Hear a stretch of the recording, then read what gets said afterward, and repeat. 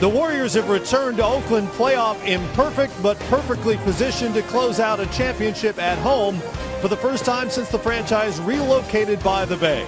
The defending champs spoiled the Dubs' potential playoff sweep with a record-setting onslaught of offense in Game 4, and now the Cavs come to Oakland in an oddly comfortable position, down 3-1.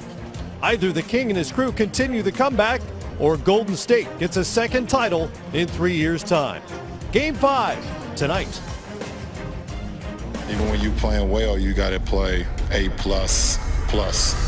With the Warriors on the precipice of history, 16-0, LeBron James and the Cleveland Cavaliers had no choice but to find their A++. Cleveland on fire to start here in the first quarter. An historic finals quarter. 86 in the first half for Cleveland. Just when it seemed the barrage had crescendoed, LeBron stamped his own A++. James drives, scoop layup, pass to himself, and he throws it down. We have championship DNA as well. We showed that tonight. It took history to break history, and now we're back to 3-1. You know, historically against this team, when we don't answer that punch, we put ourselves behind the 8-ball. As far as the 3-1 stuff, it doesn't matter. A Game 5 win for the Warriors tonight does more than dispel all the 3-1 jabs. Different team, man. This team set a new bar. Drive in and flies it for a two-hand slam. One where the standard is A++. Makes and fires. Good Curry. And a championship is the final and only task remaining. Obviously, can play better and want to play better and will play better. Cavs, Warriors, Game 5 next. LeBron James makes finals history, it seems, just about every time he steps on the floor these days. Another triple-double in Game 4 separated him from Magic Johnson as the all-time finals leader. But a ton of work to be done against the Warriors, who get a chance to celebrate in front of their raucous fan base tonight here at Oracle Arena. Welcome to Oakland, everybody. Game time, live at the finals. Great to have you with us once again. I'm Matt Weiner, Steve Smith, TV's Brent Barry, Grant Hill right over there. And how many of you thought we'd be here tonight back on Friday?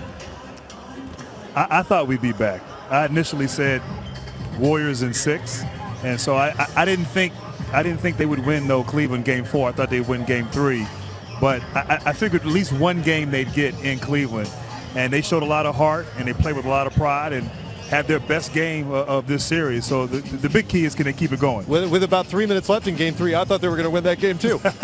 I left something here last year, Matt, and the year before. I'm still trying to find it, so I'm glad we're back here in Oakland. So it's 3 straight times.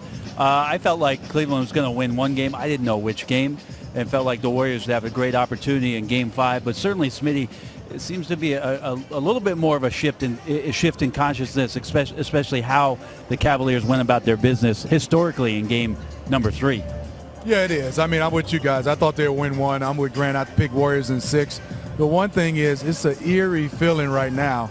Right now, just sitting here before this Game 5, where's the emotion? Is it leaning more toward the Cavs? You can tell, talking to coaches, talking to players, this is going to be a good one to start off the first 4 minutes. Whatever it is, whichever way the emotion's leaning, we are back for a third straight year here in Oakland for a Game 5. 2 years ago, Steph Curry had 17 of his 37 points in the fourth quarter as the Warriors took a 3-2 lead here at home despite LeBron James' 40-point triple-double. Warriors won that game 104-91. Last year was the beginning of the end for Golden State, which played without the suspended Draymond Green, recall. James and Kyrie Irving went off for 41 points apiece as the Cavs won by 15 points in the first of 3 straight victories to close out that historic comeback from down 3-1, 112-97. This year we're back for Game 5 because of the historic offense generated by Cleveland on their home floor Friday night. A 49-point first quarter, 86 at the half, 24 threes. Those are all among the finals records set in a frenetic and sometimes strange blowout win. So guys, what parts of that, of all those numbers and that offensive explosion, can the Cavaliers replicate tonight? Well, that's going to be interesting. I think when you look at it, I think the most points maybe in a half, I'm not sure. I don't know if somebody can duplicate those numbers. They weren't even video game numbers. Those are all-star games numbers where we go, nobody played defense, but give Warriors credit. They did play defense. The Cavs had one of those shooting nights. Yeah, I'm thinking about it, Matt, just how much, and we spoke about it right after the game, the fouling of the Golden State Warriors impacted the aggressiveness with which they could play with for the rest of the basketball game. You had Draymond Green, Steph Curry, Klay Thompson all have 2 fouls before the end of the first quarter. And so all of a sudden your aggressiveness and what you can do defensively is taken away. Kyrie Irving took full advantage of that in the second quarter.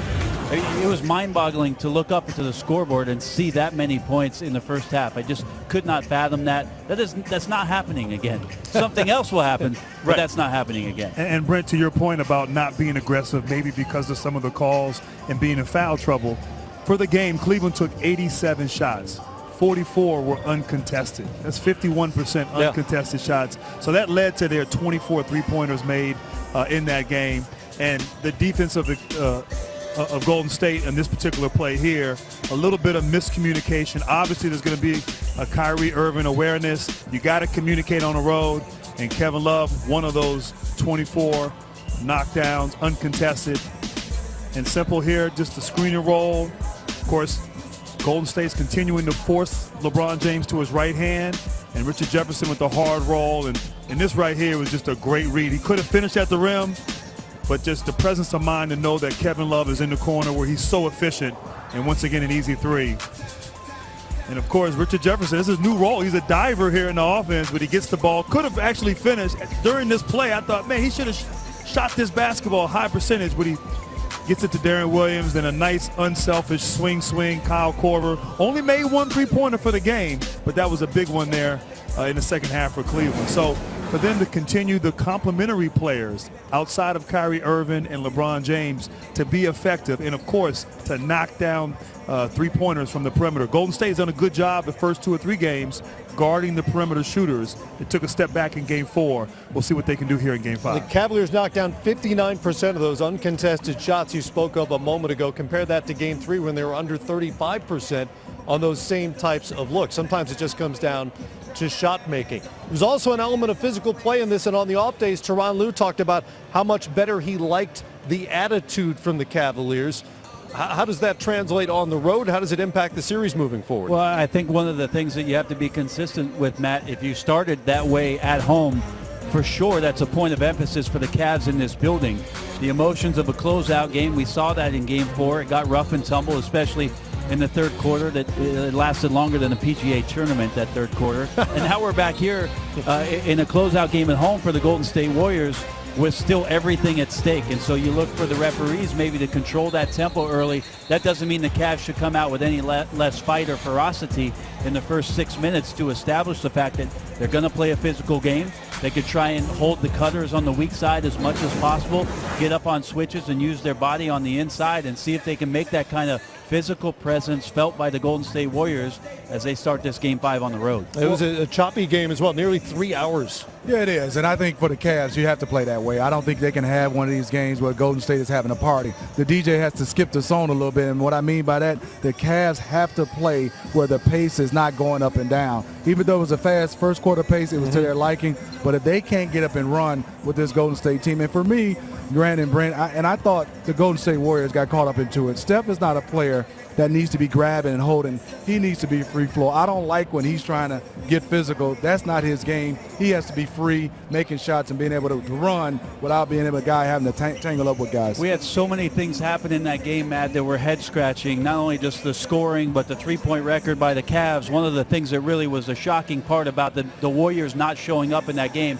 is at the halfway point. 0 for 2 in terms of fast break opportunities and 0 points for the Warriors in fast break where they have been most devastating. Ended up with 9 points for the game, most devastating in all the 3 other games, outscoring on average like 27 points a game for Golden State in transition. To take all of that away for Cleveland, that was a huge point of emphasis, and they stepped up and made sure that was not advantageous in game 4. Well, the old rule applies. It's a lot harder to run up made baskets, and the Cavaliers are making everything in sight. We've got a little less than 90 minutes ahead of us here on our Live at the Finals pregame coverage, and we've got the place blanketed as always. Casey Stern is outside Oracle Arena. David Aldrich continues to cover the Warriors, and we'll begin with Kristen Ledlow on the Cavaliers. And Matt, it's a familiar feeling for these Cavaliers being down 3-1 and returning to Oracle Arena. So at some point throughout this series, I've asked members of the Cavs whether or not they feel differently about what's possible because of last year's historic comeback. And of course, where the confidence comes from in a situation like this. Kyrie Irving told me it stems from the adversity he's faced in his own life. Kevin Love laughed and said that he doesn't love that the Cavs put themselves into these situations, but that they're resilient. J.R. Smith told me he still thinks he can fly. That guy, LeBron James, has said that his mind is ready, his body's prepared, and now he's going to live with the result. And a member of the staff told me there's just something about this Cavalier team that is at its best when their backs are against the wall. For more on the Warriors, here's David Aldridge. DA? Well, Game 4 was a series of unfortunate events for the Warriors. Not only did they give up 24 three-pointers, they gave them up to anybody and everybody in a Cleveland uniform. They know they can't let Kevin Love go 6 of 8 from 3. They know that they can't let J.R. Smith hit 5 threes, no matter what Kyrie Irving and LeBron James do. But coming back home does create its own expectations and pressures, something I asked Kevin Durant about on Sunday. One game again from a championship, but this one at home. How does this team avoid putting too much pressure on themselves to get it done?